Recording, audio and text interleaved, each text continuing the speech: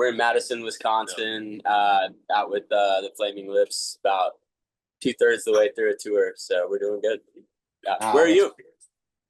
Deep in the heart of Texas, in Dallas, where you'll be on Tuesday. Oh, cool. Oh, really? Right on. Nice. Okay. Nice. Cool. Yeah, absolutely. Well, we're so excited to talk to you because this music is just so cool. You know, as if you don't have enough. What's that? So just thank you. Yeah. Yeah. As if you didn't have enough cool music stuff going on anyway. Here we get blessed with this, and it's got to be a great time for this to come out, and I know people are just loving it, right? Seems like it. Yeah. I think we've been surprised so far that people have cared as much as they have and kind of latched onto it. Like, it's been a surprise to us, but it feels great. Yeah. Or to even have a couple, anybody, let alone want to talk to you. Yeah, that's true. Well, so how did you guys originally find each other, and how long have you been working on this? Oh, man. We've known each other, played with each other for probably 14, 15 like years, maybe. Yeah. We kind of came up in this Oklahoma City music scene that where everybody kind of knows everybody. Everybody plays in each other's bands, and we were both just playing with like every band we could, trying to find something that would work, you know, and just started making music together. And like we started this project like 10 years ago, and we would record a little bit, and then it would get put on the back burner, and then we work on a little bit more, and then we go on tour for 3 years, you know, that sort of thing. So it just kind of kept creeping up, and then COVID in a way helped us a lot to get a lot of work done, because all of a sudden we were home for a long time, and we finally got our shit together and got it done. That's so cool. Well, and of course, you know, with everything is kind of like every new song, every new album is kind of like a baby. So it's hard to ask your favorite. But what song is it that you're most excited for everyone to hear? For me, it's a song called Home. Just because I don't know, we recorded it in Savannah, Georgia, and it just tells a couple of stories in the lyrics that I don't know, I just feel connected to, and I don't know, for me, I just like the vibe. I just like the vibe of the song. I like the feeling of the song. We're getting ready to make a video for it, which I'm really excited about. So that one sticks out to me. That'll be the third one that comes out, I think. It's called Home. So it's for me. I think for me, it's maybe that actor song. Yeah, Lisa Beats an actor. I like to say Silver and White.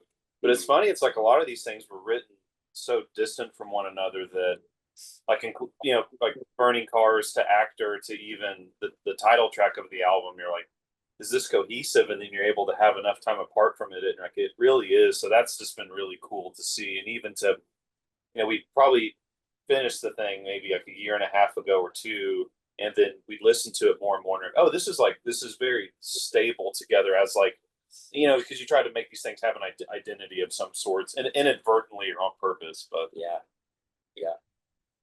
and of course, you're busy on the day job right now, which is a great day job. It should be worse. And is Wayne's pretty supportive of this project? Ultimately, yeah. I mean, he's standing right back there. I don't want to say too many nice things about him, but he encourages to get it done. He encourages, like, in those times where you're like, is this anything? Do these things make sense together? He was just ultimately like extremely encouraging about it. Really gave us like the kick in the pants to be like, oh, cool. Well, then let's get it done. You know? Yeah, it's been really nice. I mean, even speaking to that, it's just like we had been recording loosely about 12 or 13 years ago, and he's like, you guys should, you know, play this art show at my gallery, and then we played our first show ever with, it was like Spencer and Oliver Hilbert, right? Yeah, I agree. Yeah, but we did able, but so it's always just been this, like, you need the motivation and a push just to complete things and to be able to perform. So it's been a really, really great thing. He's like that with his stuff too. I think we all are, where it's like, you know, you book yourself a show so you can get it together, you know, or you say like, well, we've got to do this video at this time, and that's the only way we get things done, is to set deadlines for ourselves, you know. Exactly. And yeah, I think we learned a lot of that from the Lips world for sure. Yeah, absolutely. And then of course the tours, the shows are so much fun. Are you guys having a great time out there right now? Where in the world are you? Yeah, we're in Madison, Wisconsin. Yeah. We're having these shows have been incredible. We're playing with Modest Mouse. It's like a co-headlining thing, and you know, you never know how it's gonna go. Like, you know, as long as we've done these things, it's like you still are like, what's it gonna be like? But like, for one thing, they've been fucking awesome. They've been like just cool dudes to hang out with, to watch every night, and to just hang with. We're just playing soccer. It's like 100 degrees out there. We were just running around playing soccer. Yeah. Yeah, having a great time, and we've got like the best group of people we've ever had with this, like as far as crew and stuff goes. So we're just having a ton of fun, doing a lot of escape rooms. We eating a lot of cheese curds and drinking a lot of beer. It's been good. Yeah, been great 2 days. That's awesome. Well, be glad you're not in Texas. We're under a heat watch right now, so hopefully yeah. it'll cool off for you. Yeah, luckily, like that place in Irving that we're playing is like, I know it's outdoor, but it doesn't really feel outdoors that much. It's like so covered, you know. So, but we've had some hot ones for sure on this run. Yeah. Absolutely. Well, you guys obviously have a great gift, and I know that people look up to you and they think, "See, I want to do that," because you just look like you're having so much fun playing, and the output is so good. So, what kind of advice would you give to those kids that are in the audience and are going, "See, I want to do what you do"? I mean, I think some of it's the unique thing about being in the state where the Lips are from, is that I would say there's no rules necessarily. So it's so ambiguous that it's such a great way to start doing something, because I think the main thing is just start doing something at all, kind of follow your own taste, and the more you do, the more you eventually create. Don't worry about perfection or anything. Just get something done. Because like even for us, it's like one of us would work on a piece of music, or I'd have something, send it to him, he'd be like, identify with it or not, and then we mutate it and then move on to the next thing. Yeah. So it's not, some of it's like just not being too precious about something, but just starting it all. I mean, really, that's the whole, like, you only get to, it's hard to view things from so far away, but if you're just starting, it's like once you go, you'll eventually be at that place that you want to be at to begin with. Yeah, like doing this as long as we have, like, one thing you learn about the people that are great at it is they don't have an ego. And like a lot of people who are, you know, like getting started kind of do, you know, so like drop the ego and say yes to everything is what I always tell people. It's like, you know, play in every band you can, be as busy as you can. Like, don't, like, if something doesn't seem cool, just say yes to it anyways, you know, like that just doesn't matter. I mean, maybe that used to matter, but it doesn't matter anymore. Just get behind something, make sure the music you're doing is something that you love, you know, and don't try to do something that you think is going to be successful, because that doesn't exist anymore. You know? And even of that playing with a bunch of people thing, it's like that's how we met each other. I mean, we were very close in circles, but it wasn't until we played with a couple different bands that led to this one thing that had us performing together for once on the patio of a Mexican food restaurant, actually. So it's just like, you just never know. We're just saying yes to things, like Matt said, where that will lead to. You know, like you can't view things so narrowly. Yeah, absolutely. Well, I mean, you'll like this. My co-host is Drew Pearson, one of our great Dallas Cowboys, who caught the Hail Mary, went in the Hall of Fame, and of course, way. yeah, absolutely. Cool. Wow, cool. And he was also he also went to the University of Tulsa, so you know he's got a little Oklahoma in him as well. But we'd love to ask people their Hail Mary moment, the moment in your life or career you just had to go for it, it worked out for you. What do you suppose that was for you? It's easy for me, like, but like the story of me joining the Lips is pretty insane. Like I got a text message from Wayne on a Wednesday night at 11 p.m. asking if I could play drums on Friday night in New Orleans.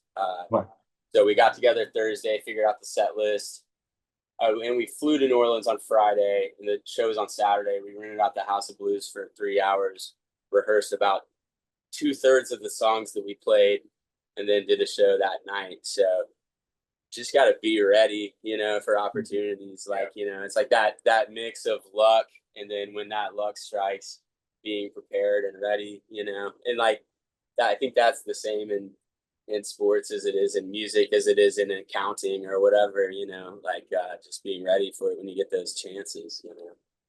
Yeah, I mean, even similar for me, I was, there's a bunch of guitar pedal companies in Oklahoma. So I was working at one in Edmond, and it just got to a point where I was like, I just need to do something else. I was going to go back to college full time, and then kind of left on good terms. And then a few weeks later, right before we were going to go to Savannah to finish up our record, similarly, like Wayne contacted me. I had more time than just 3 days, admittedly, but it was just very much like, oh, I thought my life was just going to go in a very much a different direction. And I was very fine with doing music in a different capacity, but it was just like, yeah, let's do it. And much more time to prepare, but it was just like same, just the Hail Mary moment of like, oh, okay, this is happening right now. Let's just we can change it, and it's just really worked out. So. And these other things happen to you when you're doing music too. That like it's not a Hail Mary moment, but I think it's something that happens in sports too, where like you think it's these moments that knock you down, where you think you're good, and then something happens, and you're like, oh, wait a second, I've got a lot to learn. You know, I've got like, and that happened to me one time. Like I was playing with all these bands in Oklahoma, and I thought I was hot stuff, and then I like booked this tour with this band from New York, and all of a sudden I'm sitting there 2 days before a show, and they're all like Juilliard trained jazz musicians, you know, and I'm like, these guys are on a different level I didn't even know existed, and like, so you know, those things that knock you down are important as well too. I think, you know. Yeah, absolutely. Well, you know, on the show we talk about that success mindset that you have to have, whether or not you're feeling it or not. You know, as creative types, we're notoriously hard on ourselves. So, what do both of you keep in mind that keeps you on the right path always? Can you repeat that one more time? Sorry. Oh, sure. You know, as creative types, we're notoriously hard on ourselves. So, Oh yeah. What do you keep in mind that keeps you on the right path always? Yeah, that's a good question. I mean, like I definitely have a lot of that imposter syndrome thing, you know what I mean? And like even being out here like with Modest Mouse, it's like their drummer's incredible, and their drum tech is the drummer in MGMT. Yeah. Yeah. It's like since the very beginning. You know, like all these amazing drummers around, and you're like, what am I doing up here? But I guess for me, it's just like seeing the reaction of the crowd, probably, you know, and rather you play perfect or, you know, rather you mess up or not, you just see like how much people are loving it and how much joy it's bringing people, and just try not to worry about it too much, I guess, you know. I think that similarly, him, playing with people from like Juilliard, it's like you can regard and be negative on yourself for your own musical capabilities or anything, but I feel like I just got to a point where playing with different people, including this, it's like, well, I'm asked to do this thing, to play because of whatever the hell they like me at all. But much like of us working on music together, so it's like, well, I'm just going to do, not even staying in a lane, but it's like I'm just going to do my own thing, just because that gets a reaction out of people, and then it's easy to get lost in thinking about it. And not that that doesn't mean that you don't have a drive to do better, but some of it's like you have so much more of your, this is redundant, but you have so much more of your own personality and traits in your art than you even realize you do. Yeah, totally. Lyrically, or exactly. Yeah, I mean, your identity is beaming through that at your very beginning or wherever you are now. I mean, that's more of a through line, the more perspective you have in your career, what the hell ever. But you know. Yeah, that's totally true. Well, I'm excited now that we've heard more than new music. When are we going to get a Brainwasher show? Maybe, or maybe a tour. Yeah, we've been playing a couple around Oklahoma City. We're like working on what our like record release show is going to be like. We made a video for the first the first song called "At Least It Beats an Actor," and we have all these like insane lights that one of the Lips crew guy made. So we're gonna try to just find a big warehouse and set all those up and do a show. We're going to Montreal to play a show in October or November, and then hopefully some tours like in the winter. I think we're gonna try to do some stuff with a band called Space Face that's on our label, and that's another Lips connected band. And you know, just see what we can do, what we have time for, and hopefully get on the road. Exactly. And it's even at this state of what's so exciting to me about it is that it's just really, we might eventually do like a slightly bigger band, but as a 2-piece, it really works. It's fun. We just did a house show a week before we started this Modest Mouse tour, and even in that context with these like indie kind of punk bands, like it really works. So it's just very exciting, and there's just a lot of potential and ways to present it as like an art house thing with this crazy installation, or as just this, you know, dirging it out and like this smelly house, you know. It's just like, it's both those things are just really fun. I like, so it's cool to kind of be like we played we probably hadn't played a house party in 10 years over, or something easily, like that. It felt good, you know. It felt good to like just be there, kind of battling it out with the other bands. It was fun. Yeah. Oh, that's so cool. We felt pretty old, but yeah, but you could still beat them at beer pong, right? yeah, oh yeah, for sure. Yeah. I love it. Well, we're excited to get you guys in town. Are you doing anything fun while you're in Texas? Any beer or barbecue, anything like that? That's a good question. I think so there's these guys that have this grill company called Nomad. They make these little foldable grills. I think they're gonna come out and cook some steaks and barbecue and stuff for us after the show. So that'll be fun.